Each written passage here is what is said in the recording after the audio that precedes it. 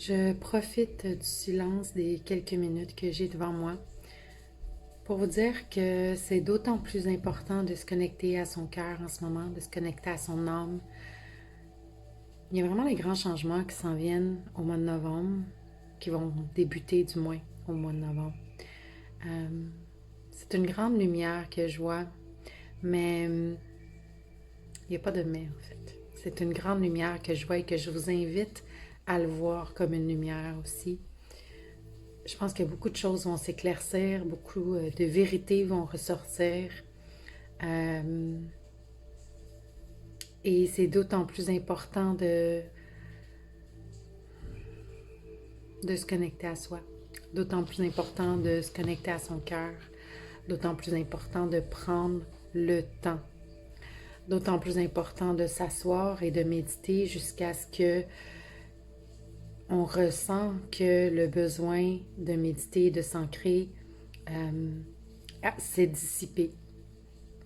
Et non pas, ok, je médite 20 minutes. Ça, c'est le mental qui te dicte quoi faire.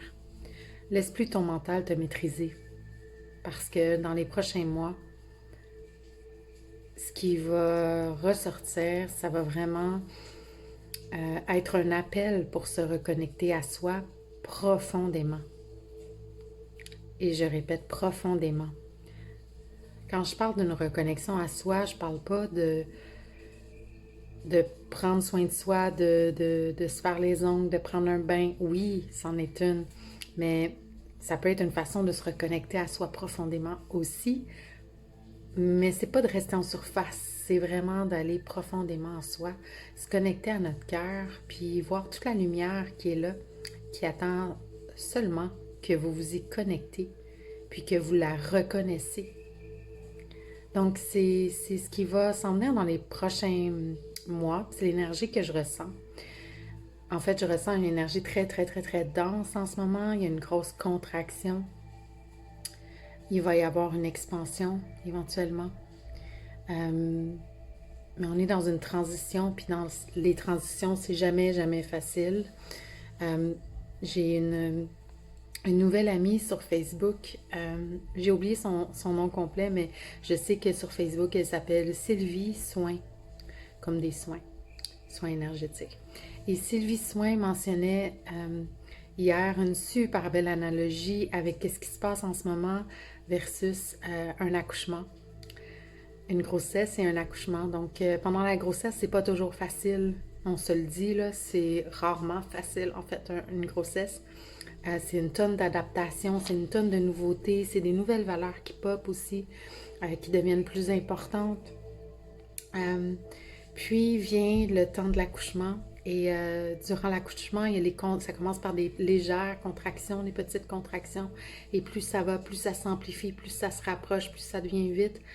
Pour finalement être une très grande contraction qui relâche ce qu'on appelle la délivrance, qui relâche la naissance. Puis elle faisait l'allusion justement au fait que nous sommes en train d'accoucher d'un nouveau monde. Et je trouvais l'analogie tellement belle, tellement puissante, que j'avais envie de vous la partager aussi. Elle ne m'appartient pas, mais je pense que c'est important de partager des analogies pour vraiment bien comprendre qu'est-ce qui se passe en ce moment. Et vraiment bien saisir que notre seul rôle là-dedans, c'est d'être. C'est pas de faire quelque chose, c'est d'être. C'est l'équilibre. C'est l'équilibre dans tout, que ça soit dans ce qu'on fait, que ça soit dans ce qu'on décide de mettre l'emphase, sur quelle action on met l'emphase, que ça soit au niveau de notre entreprise, que ça soit au niveau personnel. C'est vraiment l'équilibre. L'équilibre. C'est le mot qui me vient à répétition, en fait. Donc voilà. Pour l'instant, c'est ce que j'avais envie de vous transmettre. La connexion au cœur en ce moment, elle est vraiment hyper importante. Connexion au grand soi, principalement. Donc, vous asseoir, puis prendre le temps d'être dans le silence, puis d'écouter tout ce qui se passe, tout ce qui joue, d'être observateur de soi. C'est ça pour moi, la connexion à soi.